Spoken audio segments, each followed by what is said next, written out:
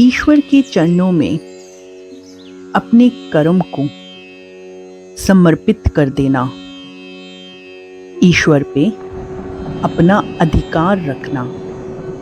अधिकार किसी वस्तु पर कब होगा?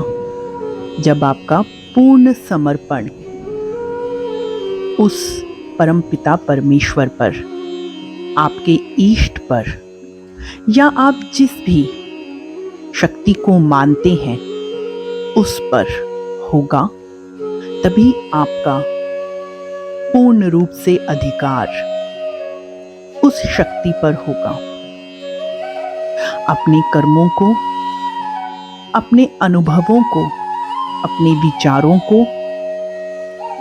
हर एक उस चीज को जो आपको आपके आसपास से मिली है, एक बारी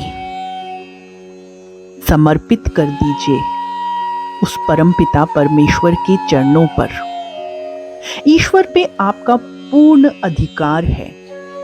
उस अधिकार को समझिए। अधिकार से अपने परमपिता परमेश्वर से कहिए कि मेरे कर्मों को अच्छा करें। मैं जो कदम उठाऊं वो अच्छाई और सच्चाई की तरफ ही हो। मैंने कई बार ये महसूस किया है कि जब मैं पूर्ण अधिकार से अपने परमपिता परमेश्वर से कुछ मांगती हूँ, कुछ चाहती हूँ, तो वो मुझे या तो वो वस्तु दे देते हैं या उस वस्तु के मिलने के बाद होने वाली हानि के बारे में मुझे पहले से ही अनुभव करवा देते हैं। ये एक रिश्ता आपका आपके कर्मों से जो जुड़ता है, वो ही आपको मुक्ति की ओर ले जाता है।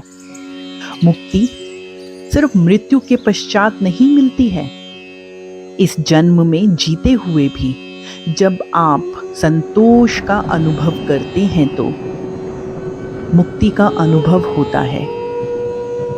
संतोष ही असल में मुक्ति का एक पहलू है।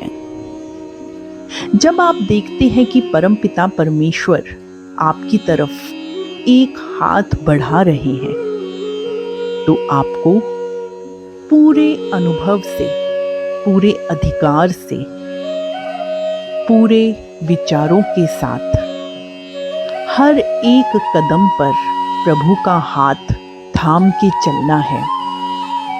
निष्ठा के साथ उस पथ पर चलना है जो प्रभु आपको दिखाए।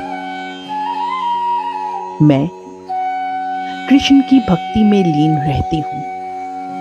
मैं जानती हूँ कि राधा रानी और कृष्ण मुझे कभी भी गलत दिशा नहीं दिखाएंगे।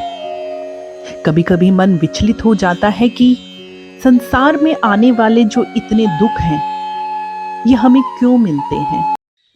क्या ये पूर्व जन्म के कोई कष्ट हैं जो हमें इस जन्म में भुगतने पड़ रहे हैं? हो सकता है पूर्व जन्म में आपने कुछ कर्म ऐसे किए हों, पर इस जन्म का क्या? इस जन्म को क्यों व्यर्थ कर रहे हैं? क्यों अपने कर्मों पे ध्यान नहीं दे रहे हैं? सिर्फ मीठी वाणी से ही आप अपने इस जन्म के कर्मों को सुधार सकते हैं। मैं फिर से कहूंगी कि ईश्वर पे, अपने इष्ट पर, उस परमपिता परमेश्वर पर पूर्ण अधिकार तो रखिए, पर उससे पहले समर्पण दीजिए। संकल्प लीजिए कि हे ईश्वर, जो दिशा आपने, जो पथ आपने हमें दिखाया है, हम उस पथ पर चलकर ही इस सृष्टि को, इस प्रकृति को एक सकारात्मक ऊर्जा देंगे। हम हमेशा मीठी वाणी के साथ आपके बनाए हुए व्यक्तियों को, आपकी बनाई हुई रचनाओं को, चाहे वो पशु हो, पक्षी हो, व्यक्ति हो, स्त्री हो, पुरुष हो या बच्चे हों, अपनी मीठी वाणी से उनके दिन को, उनके मन को, उनके हृदय को, उनके दिमाग को संतुष्टि पहुंचाने की कोशिश करेंगे। अच्छा बोलेंगे, मीठा बोलेंगे, मधुर बोलेंगे, जिससे सारे संसार में एक सकारात्मक ऊर्जा एक स्थान से दूसरे स्थान तक पहुंचे, एक मुख से दूसरे कान तक पहुंचे, एक आत्मा से दूसरी आत्मा तक पहुंचे। आपके कर्म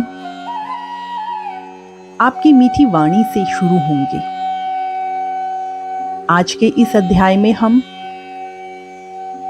अपने सभी सुनने वालों से ये निवेदन करेंगे कि आप मीठा बोलेंगे, मधुर बोलेंगे, अपशब्दों का प्रयोग बिल्कुल नहीं करेंगे।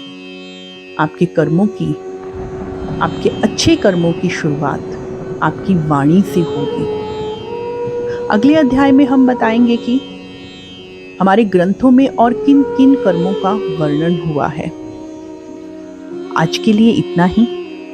परमपिता परमेश्वर आप सब पर अपना आशीर्वाद यूं ही बनाए रखे। राधे राधे।